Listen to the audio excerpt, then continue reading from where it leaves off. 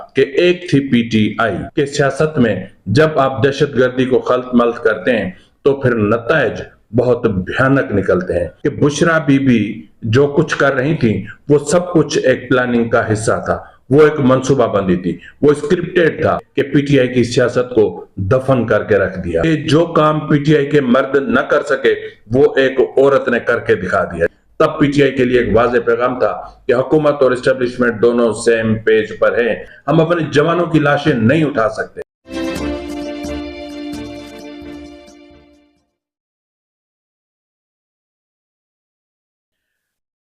बिस्मिल्लाहिर्रहमानिर्रहीम। अस्सलाम वालेकुम नाज़रीन, ये फरवाज एनबी न्यूज़ और मैं हूं आपका मेज़बान नवाज भुट्टो। नाज़रीन, हम सब के जहनों में ये एक सवाल है कि मुज़ाकरात में नाकामी कहाँ हुई, फेल्यूर किसका था, कौन बात करना चाहता था, कौन बात नहीं करना चाहता था। अगर आप ये सोच रहे हैं कि हुकूमत की नाकामी का सबब इस्टेब्लिशमेंट है तो फिर आप बिल्कुल गलत सोच रहे हैं। अगर आप ये सोच रहे हैं कि इस्टेब्लिशमेंट के अलावा हुकूमत नहीं चाह रही थी कि पीटीआई के साथ मुज़ाकरात हों तो भी आपकी सोच गलत है।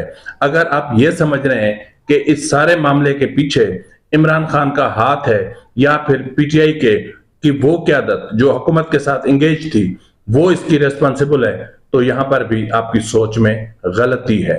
मुज़ाकरात कहाँ नाकाम हुए, क्या हुआ, इस पर हम बात करेंगे। लेकिन मैं सिर्फ इतना हमेशा से कहता आया हूं कि सियासत में जब आप दहशतगर्दी को खल्त मल्त करते हैं तो फिर नतायज बहुत भयानक निकलते हैं।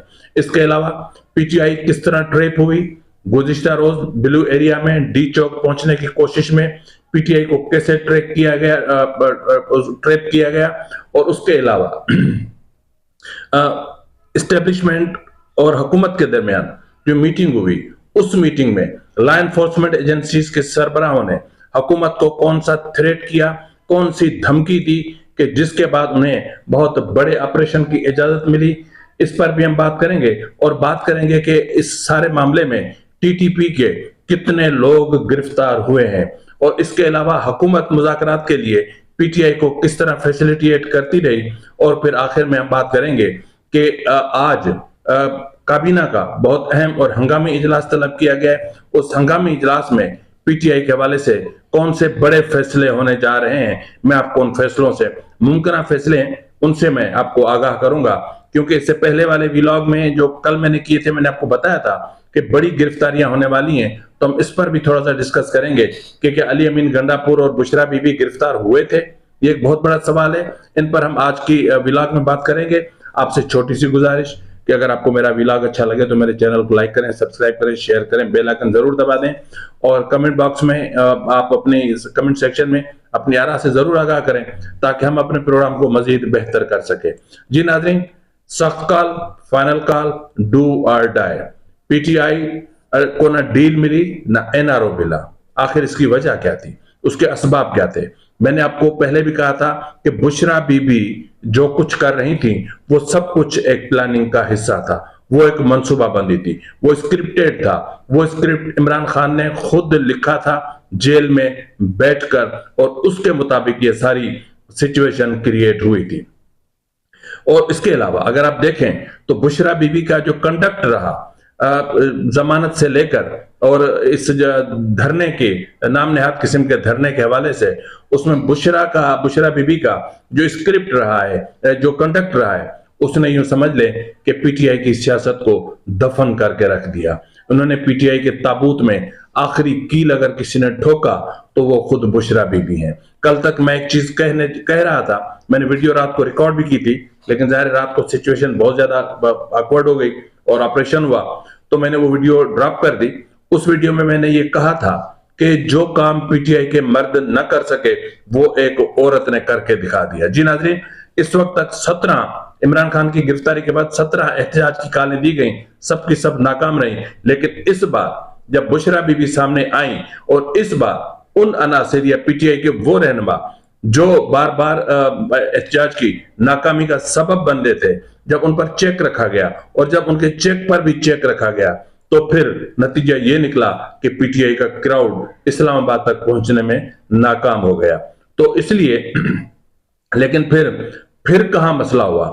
मसला ये हुआ कि जब ये मामला शुरू हो रहे थे उस वक्त भी हुकूमत मुज़ाकरात के लिए संजीदा थी और इस्टेब्लिशमेंट इनडायरेक्ट वे में मुज़ाकरात कर रही थी। इस्टेब्लिशमेंट खुद तो इन मुज़ाकरात में नहीं बैठ रही थी, लेकिन मैंने आपको पहले भी बताया था कि अनवारुल हक काकड़ साहब और मोहसिन नकवी साहब, ये दोनों इस्टेब्लिशमेंट के ही कोटा पर इस वक्त इक़्तिदार में मौजूद हैं, और इसलिए जो नेगोशिएशंस हो रही थी उनमें ये दोनों अहम शख्सियात मौजूद थी। लेकिन गुज़िश्ता शब जो कुछ हुआ उससे पहले सिचुएशन ये थी कि वजीर दाखिला मोहसिन नकवी साहब डिसअपॉइंटेड थे। वो बहुत ज्यादा मायूस हो चुके थे क्योंकि उनके तमाम तर दावे उल्टे पड़ चुके थे, क्योंकि उनकी तमाम तर बातें गलत साबित हो चुकी थी। उन्होंने जो बार बार वार्निंग दी पीटीआई को, पीटीआई ने उनकी वार्निंग को किसी खातिर में वो नहीं ला रहे थे।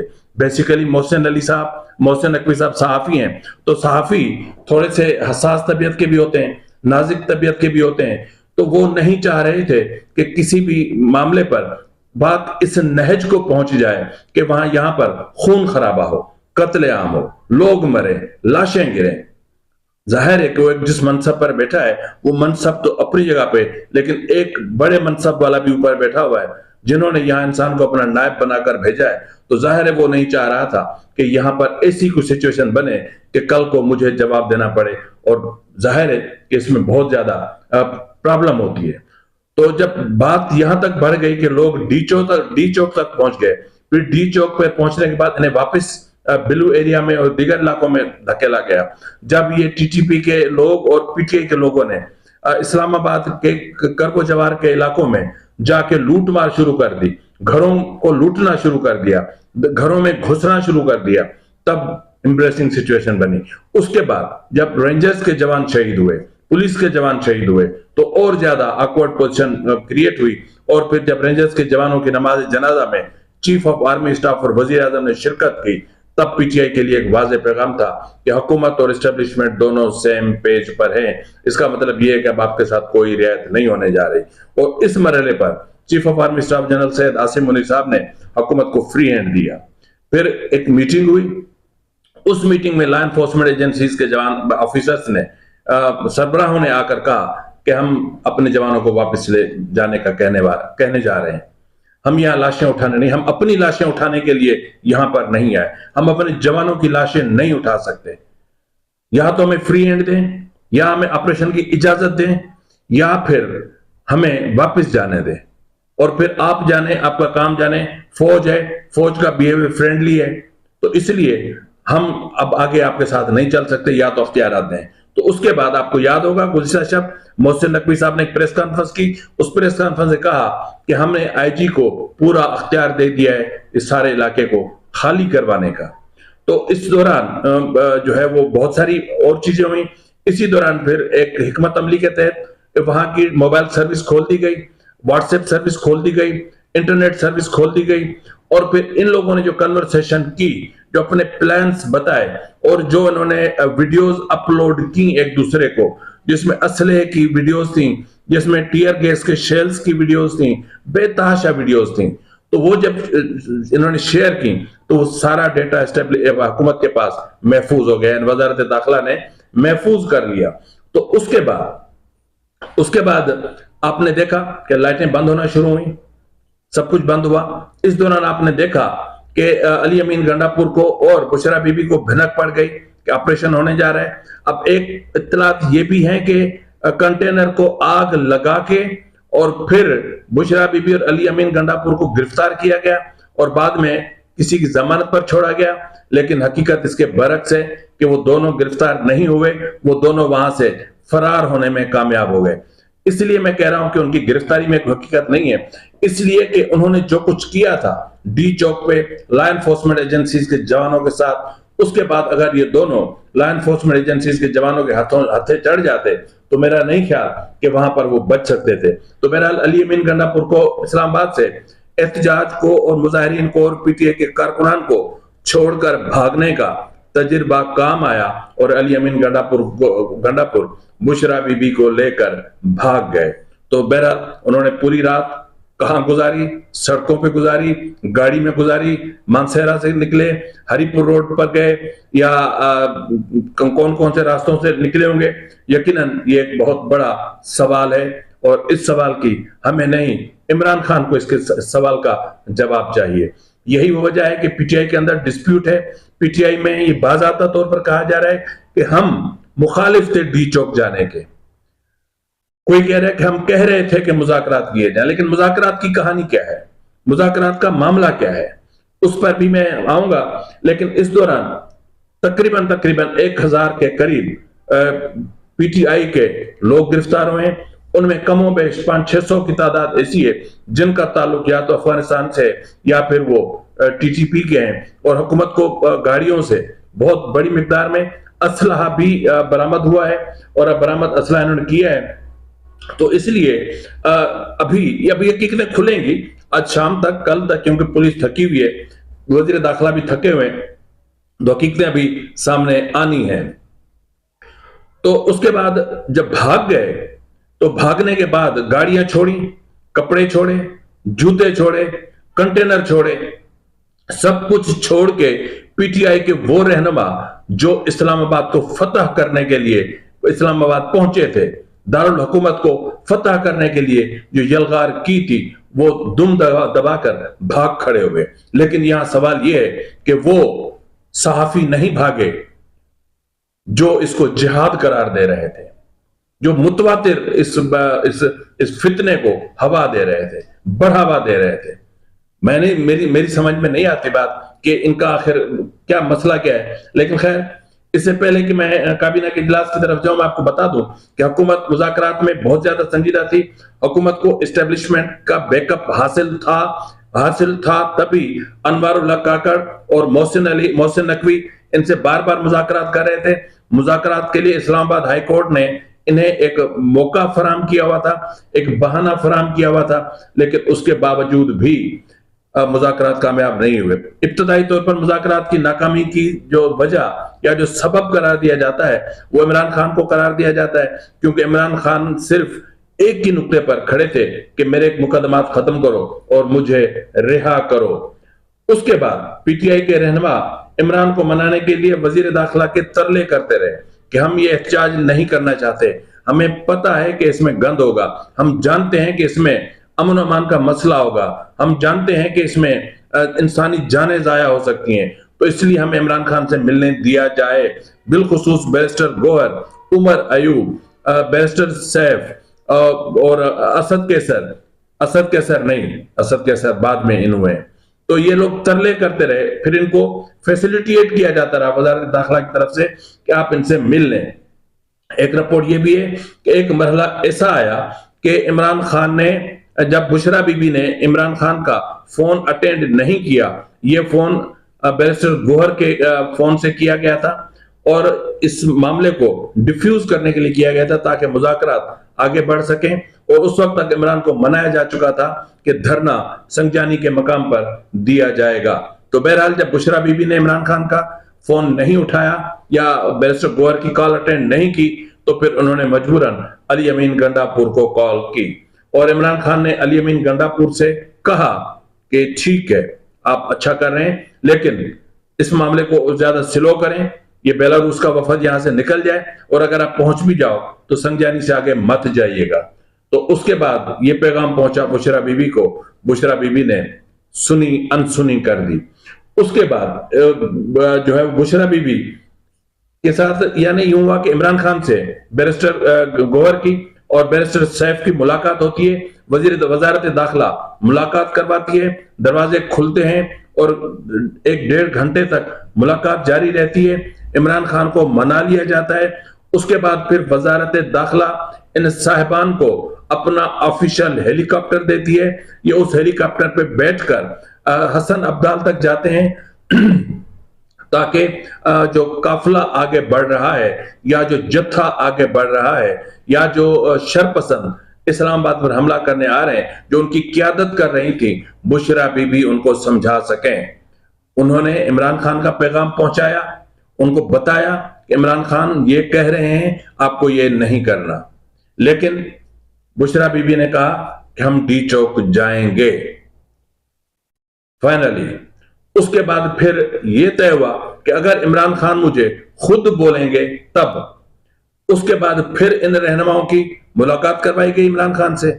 उसके बाद फिर जब मामला आया कि वीडियो मैसेज का, कि आप वीडियो मैसेज रिकॉर्ड करके दें, इमरान खान ने वीडियो मैसेज रिकॉर्ड करवाने से इनकार कर दिया। उन्होंने सिर्फ ये कहा कि जब नहीं, मैं नहीं कर सकता, इसलिए कि मुझे शक है कि आप मेरे इस वीडियो पे मैसेज को एडिट करके इसको आप गलत एंगल से इस्तेमाल करोगे। तो बहरहाल उसके बाद फिर मैं अपना उमर अयूब और गंडापुर, अली अमीन गंडापुर के जरिए एक वीडियो मैसेज रिकॉर्ड हुआ और वो वीडियो मैसेज पहुंचाया भी गया, लेकिन उसके बावजूद बुशरा बीबी इनकार कर रही थी। फाइनली गुज़िश्ता शब जब ये जत्थे डी चौक के करीब बिल्लू एरिया में थे और कुछ लोग डी चौक पहुंच चुके थे, तो पीटीआई के दो रहनुमा बैरिस्टर गौहर और सैफ इमरान खान के पास गए। उन्होंने उनसे कहा, आखिरी जो ताबूत में जो कील ठोका ना बुशरा बीवी के बाद, वो खुद इमरान खान ने ठोका। इमरान खान ने इनसे पहले तो मुतवातिर वो भी बज़िद थे कि संज्ञानी जाया जाए, लेकिन इस बार जब पूछा कि कहां पहुंच गए हैं, तो उन्होंने कहा कि जी हम डी चौक के करीब हैं और कुछ लोग डी चौक पहुंच चुके हैं। तो इमरान खान ने बर्म लगा कि ठीक है ना, फिर बैठे रहने दें, बैठ जाएं, जो होगा देखा जाएगा। और ये मुज़ाकरात का सिलसिला यूं नाकाम हुआ और इस वक्त आज के बाद पीटीआई को न ही सियासी तंजीम कंसीडर किया जाएगा, न बहैसियत सियासी तंजीम इनसे कोई मुज़ाकरात किए जाएंगे। यह हुकूमत और एस्टेब्लिशमेंट का बाज़ाब्ता तौर पर एक हतमी फैसला है, क्योंकि पीटीआई ने एक बार फिर 9 मई दोयम कर दी है। पीटीआई वो कुछ कर गुजरी जो इनको नहीं करना चाहिए था। तो बहरहाल इस हवाले से आज वफाकी काबीना का खसूसी इजलास बुलाया गया है और इस इजलास में वजारत दाखिला अपनी रिपोर्ट पेश करेगी कि कितने लोग गिरफ्तार हुए और क्या हुआ, कितना असला बरामद हुआ और किस तरह जो सरकारी असला था वो इन बलवाइयों के पास पहुंचा, किस तरह खैबर पख्तूनख्वा की जो पुलिस है, जो आईजी हैं, वो किस तरह इनको फैसिलिटेट करते रहे, किस तरह इनके पास टीयर गैस के शेल पहुंचे, किस तरह टीयर गैस शेल को चलाने वाली इनके पास गन्स आई, कहां से ऑटोमेटिक और सोफिस्टिकेटेड वेपन्स इनके पास आए और किस तरह सरकारी हैवी मशीनरी लेकर वो लोग पहुंचे। इसके हवाले से कंप्रीहेंसिव रिपोर्ट पेश की जाएगी।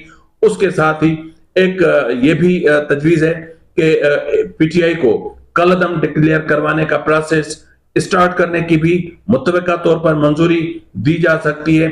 उसके लिए जो चीजें रिक्वायर्ड हैं वो जरूरी चीजें तमाम मुकम्मल है। इसके अलावा जो अहम तरीन बात, जो चीज मैंने आपको बोला था पिछले रोज भी, पिछले विलाग में भी, कि एफपीसीसीआई की तरफ से एक मरासला, बहुत तफसीली मरासला भेजा गया है, जिसमें खैबर पख्तूनख्वा में यह कहा गया कि वहां वो मतलब तिजारत करने जैसा सूबा नहीं है, वहां ट्रेड फ्रेंडली एटमॉस्फेयर नहीं है, तो इसलिए आप वहां पर इकदाम करें, हुकूमत, वफाकी हुकूमत इकदाम करे। तो इन चीजों को और जो कुछ रात हुआ और जिस तरह असले का इस्तेमाल हुआ और जिस तरह सरकारी मशीनरी और सरकारी वसाइल का इस्तेमाल हुआ, उसको मद्देनजर रखते हुए केपीके में गवर्नर राज के नफाज पर भी गौर किया जाएगा। और मैं आपको मुतवातिर कह रहा हूं कि फैसला हो चुका है, फाइलें बन चुकी हैं, समरीज बन चुकी हैं, अब सिर्फ फाइनली वजीर आजम ने साइन करके प्रेसिडेंट को ये भेजनी है। तो उसके बाद खैबर पख्तूनख्वा में गवर्नर राज नाफिज हो जाएगा और इसी के साथ ही पीटीआई माजी का किस्सा बन जाएगी। जी नाज़रीन, पीटीआई माजी का किस्सा बन जाएगी, पीटीआई माजी का हिस्सा बन जाएगी।